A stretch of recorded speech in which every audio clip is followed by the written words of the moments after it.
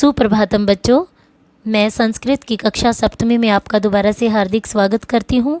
आज हम एक नया उपविषय लेकर आए हैं, शब्द रूप। सबसे पहले हम देखेंगे कि हमारे संस्कृत भाषा में 3 लिंग होते हैं, पुल्लिंग, स्त्रीलिंग और नपुंसकलिंग। ऐसे ही फलम या फल शब्द अकारांत नपुंसकलिंग है। इसी तरह नेत्र, उद्यान, पुस्तक, पुष्प, धन आदि शब्दों के रूप भी इसी तरीके से चलते हैं। इन अकारांत नपुंसक लिंग शब्द रूपों को देखकर ही हम अन्य शब्द रूप बना सकते हैं। जैसे कि अगर हम गृह, घर का बनाते हैं, गृहम शब्द है वो भी एक नपुंसक लिंग अकारांत है, घर। तो उसके हम किस प्रकार से शब्द रूप बनाएंगे, वो सब फल की तरह ही बनेंगे।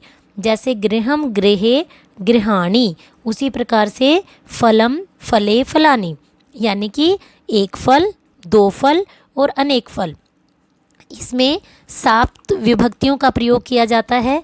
प्रथमा, द्वितीया, तृतीया, चतुर्थी, पंचमी, षष्ठी, सप्तमी और आखिरी में संबोधन। संबोधन शब्द को विभक्ति में नहीं गिना जाता, वो किसी को संबोधन करके पुकारा जाता है। जैसे हे फल, हे फले, हे फलानी। इस प्रकार से इसके अलग अलग शब्द रूप बनते हैं।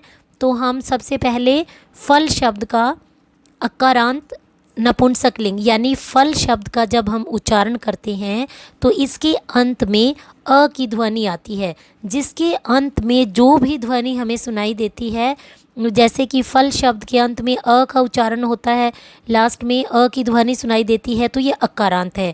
और फल शब्द ना तो पुल्लिंग है ना ही स्त्रीलिंग है, इसलिए ये नपुंसकलिंग है। तो इस प्रकार से हम फल के शब्द रूप करेंगे। फलम, फले, फलानी, ये होगा प्रथमा विभक्ति। और द्वितीय विभक्ति भी सेम होती है, फलम, फले, फलानी। इसे याद करना भी बहुत ही आसान होगा।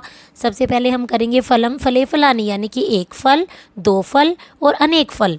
उसी प्रकार से फलेन, फलाभ्याम, फलई।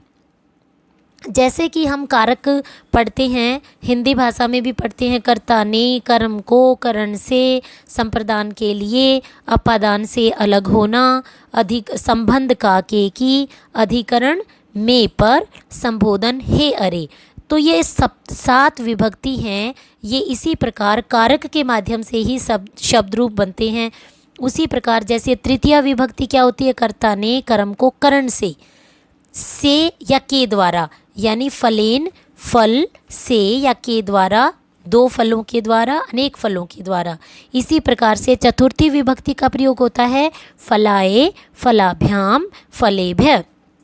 यानी कि चतुर्थी विभक्ति क्या होती है, कर्ता ने, कर्म को, करण से, संप्रदान, संप्रदान के लिए, फल के लिए, फलाभ्याम 2 फलों के लिए, फलेभ्य अनेक फलों के लिए। इसी प्रकार से पंचमी विभक्ति है फलात, फलाभ्याम, फलेभ्य।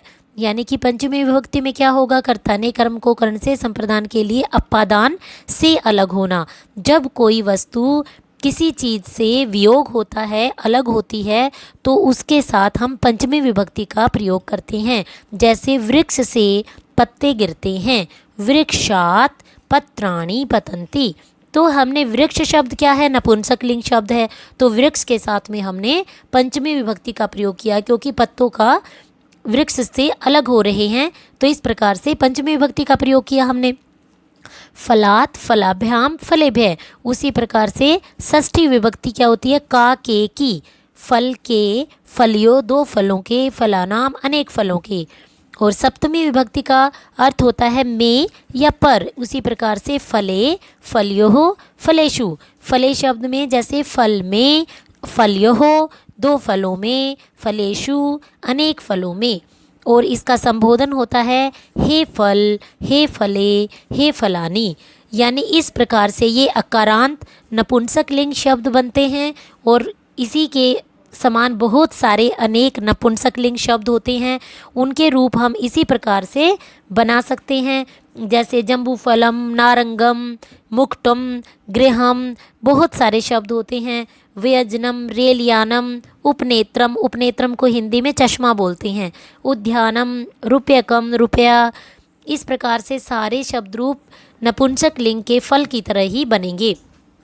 इससे रिलेटेड अगर आपको कोई क्वेरी है तो आप मुझसे व्हाट्सएप के थ्रू पूछ सकते हो, और मुझे पूरी उम्मीद है कि ये शब्द रूप आपको मैंने छठी कक्षा में भी करवाए हैं और सप्तमी कक्षा में पहले फर्स्ट यूटी में भी करवाए हैं, और मुझे पूरी उम्मीद है कि आपको अच्छे से समझ में आएंगे। धन्यवाद।